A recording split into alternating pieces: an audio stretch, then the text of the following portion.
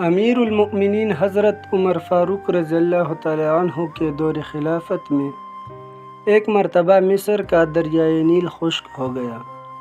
مصری باشندوں نے مصر کے گورنر حضرت عمر بن عاص رضی اللہ عنہ سے فریاد کی اور کہا کہ مصر کی تمام تر پیداوار کا دار و مدار اسی دریائے نیل کے پانی پر ہے، اور ہمارا یہ دستور رہا ہے کہ جب کبھی بھی یہ دریا سوکھ جاتا تھا تو ہم لوگ ایک خوبصورت کنواری لڑکی کو اس دریا میں زندہ دفن کر کے دریا کی بینٹ چڑھایا کرتے تھے تو یہ دریا جاری ہو جایا کرتا تھا۔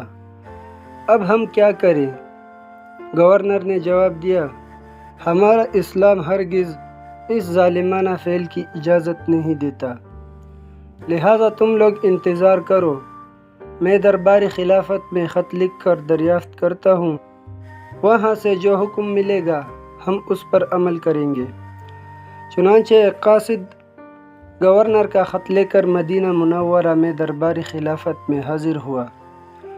امیر المؤمنین حضرت عمر فاروق رضی اللہ تعالی عنہ نے گورنر کا خط پڑھا، پھر آپ رضی اللہ تعالی عنہ نے دریائے نیل کے نام ایک خط تحریر فرمایا جس کا مضمون یہ تھا کہ اے دریائے نیل، اگر تو خود بخود جاری ہوا کرتا تھا تو ہم کو تیری کوئی ضرورت نہیں ہے، اور اگر تو اللہ تعالیٰ کے حکم سے جاری ہوتا تھا تو پھر اللہ کے حکم سے جاری ہو جا۔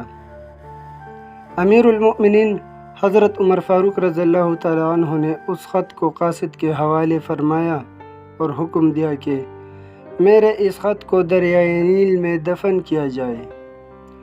چنانچہ آپ رضی اللہ تعالی عنہ کے فرمان کے مطابق گورنر مصر نے اس خط کو دریائے نیل کی خشک ریت میں دفن کر دیا۔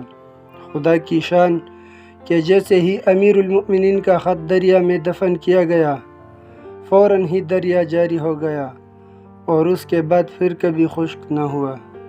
دوستو، اگر ویڈیو پسند آئی ہو تو لائک اور چینل کو سبسکرائب ضرور کریں۔ شکریہ۔